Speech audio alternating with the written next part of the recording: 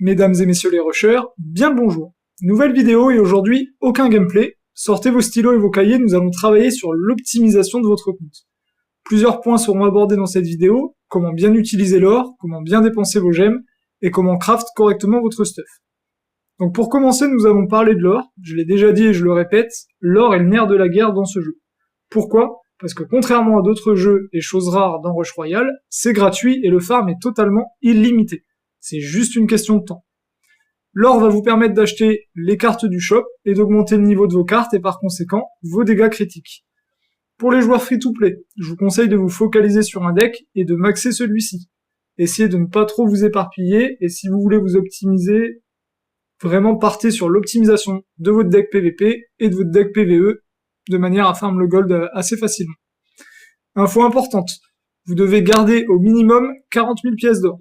Avec un peu de patience, une légendaire va apparaître au shop, et peu importe la légendaire qui pop, vous devez l'acheter. Même les chamans ou harlequins qui peuvent vous paraître inutiles, une légendaire au shop est tellement rare qu'elle mérite d'être achetée. 40 000 pièces d'or, c'est assez rapidement farmé. Si vous cherchez vraiment à optimiser votre compte, je vous conseille de rush minimum 6200 trophées chaque saison afin d'obtenir les 2 légendaires gratuits dans la route des trophées, et ensuite essayez d'enchaîner au maximum les coops. Je sais que ça peut être long et répétitif, mais on n'a rien sans rien. Maintenant, on va aborder le sujet des gemmes. Pour cette partie, on va avoir 3 types de joueurs. Les full free-to-play, les semi-free-to-play, et les fameux mammifères marins, souvent appelés les grosses baleines. Pour les full free-to-play, si vous avez toutes les cartes légendaires, focalisez-vous sur les coffres de héros épiques. Je vais vous montrer, hop, dans la vidéo, excusez-moi, coffre de héros épiques. Ça va vous permettre de récupérer des fragments de héros et également des fragments de stuff. C'est vraiment le plus important à l'heure actuelle. Si jamais il vous manque des légendaires très très importantes, je pense par exemple bagarreur, inquisiteur, corsaire, qui vont être vraiment des légendaires très méta, n'hésitez pas à plutôt prendre le coffre d'archimage. Vous avez à la fin le choix entre 2 cartes légendaires. Voilà, en espérant que vous ayez la légendaire de votre choix, plutôt que le choix entre, je sais pas, un chaman et un cultiste, quoi, histoire de bien être dégoûté. Bon, ça c'est pour les joueurs free-to-play. Pour les semi-free-to-play, qui vont prendre le pass de combat, et qui vont prendre, allez, on va dire un petit pass en relais vers la gloire, ou en épreuve royale ou autre. On va dire semi-free-to-play. Focalisez-vous sur les coffres d'équipement à 100%.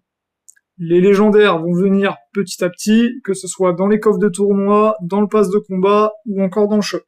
Donc vraiment, je vous invite à vous concentrer sur ces coffres-là, pour récupérer donc fragments de héros et fragments de stuff.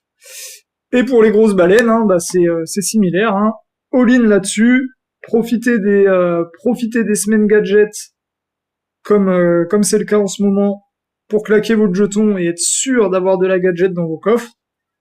Vous récupérez du stuff, ça vous permet de craft du stuff et de passer du stuff légendaire qui est vraiment indispensable maintenant si on veut vraiment avancer dans le jeu.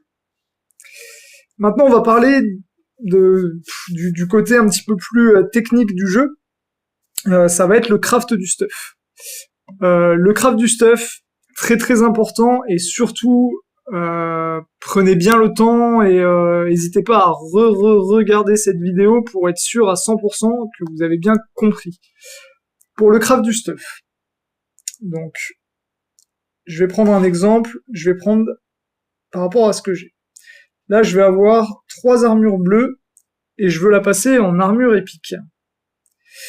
Donc là, j'ai Alliance de tous les royaumes. Ça, dès le stuff gris, on l'a. Et j'ai une ligne en dessous qui s'est ajoutée, Conseil de la magie.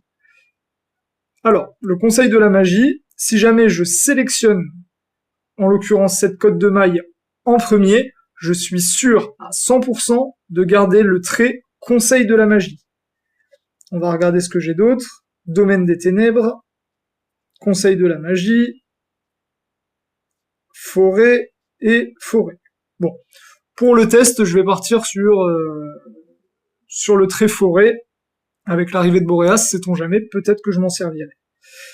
Donc, je veux améliorer cette cote de maille en cote épique. Donc je vais tout simplement la sélectionner dès maintenant. Donc là, je l'ai équipée. Je vais dans Forger. Là, vous voyez, ma cote de maille équipée, on a le petit trait vert, juste là. Ok? Donc, je la sélectionne en première. Et ensuite, j'ajoute les 3 autres cotes pour faire ma fusion en épique. Là, je lance. Donc, ma cote de maille est passée légendaire. J'ai gardé mon trait principal qui était Alliance de la Forêt. Et j'ai un trait supplémentaire qui s'est ajouté, Société Technogène. C'est vraiment important de prendre le temps et d'attendre d'avoir les bons traits sur le stuff avant de lancer les fusions. Ça sert à rien de lancer quelque chose avec du conseil de la magie si vous n'utilisez pas de carte du conseil de la magie. Mieux vaut faire preuve de patience. Le stuff coûte cher ou est très difficile à obtenir. Donc vraiment, prenez le temps. Ne vous pénalisez pas vous-même en étant trop rapide dans le craft de vos équipements. Je vais vous relancer un petit test. Ah non, pardon, excusez-moi. Je voulais aborder ce petit point-là avec vous. Vous voyez, en haut à droite, j'ai ensemble 1/3. Là, j'ai un ensemble concernant le trait de forêt. Ce trait est totalement aléatoire. Là, en l'occurrence, j'avais mis un item Alliance de la Forêt et mon trait qui est arrivé en épique est aussi un truc de forêt, mais ça n'a rien à voir, c'est 100% aléatoire. Si vous voulez vraiment, donc là je pense plus aux personnes qui vont dépenser un petit peu d'argent dans le jeu, si vous voulez vraiment optimiser à 100% votre stuff, vous allez essayer d'avoir 3 fois ce bonus, de manière à gagner 10% supplémentaires sur vos items de stuff. Donc là par exemple, je vais vous montrer un petit peu à quoi ça ressemble. Une arme technogène, tiens, parfait. Voilà. Donc quand je vais avoir mes 3 pièces de stuff avec le petit trait supplémentaire technogène, je vais gagner 10% supplémentaires. Là on chipote un peu, on est dans l'optimisation à 100%, il y a peut-être des personnes que ça intéressera, donc c'est toujours bon à savoir. Hop. Donc, pour résumer un petit peu le craft du stuff. La patience, c'est le maître mot dans l'optimisation du stuff. Je sais que c'est très très long à acquérir, mais vraiment ça fait une différence énorme. Le stuff est devenu presque plus important que les cartes dans le jeu, donc vraiment prenez le temps, prenez bien le temps de craft votre équipement, ne vous précipitez pas. Et si jamais vous n'êtes pas sûr à 100% d'avoir compris comment ça fonctionne, n'hésitez pas à demander. Je pense que dans vos clans respectifs, vous devez avoir des gens qui connaissent bien le système. Si jamais il y a besoin, je reste disponible en vidéo. On a le Discord des tontons flingueurs qui est disponible, donc n'hésitez pas à venir dessus pour poser vos questions. J'y répondrai avec plaisir. Bon, je suis pas très à l'aise dans l'exercice des tutos. C'est une première. Comme d'habitude, on fait du one-shot, donc j'espère avoir été assez clair dans mes explications. Si jamais il y a des choses qui sont pas bien comprises, n'hésitez pas sous la vidéo en commentaire à me dire ce que vous avez pas compris. Je pourrais peut-être y répondre à l'écrit, ce sera nettement plus simple. Je pense avoir fait le tour des sujets importants. N'hésitez pas à réagir comme je vous l'ai dit et partagez la vidéo dans vos clans respectifs si vous jugez qu'elle peut être utile à vos joueurs. Un grand merci pour votre fidélité au quotidien et à bientôt. Salut!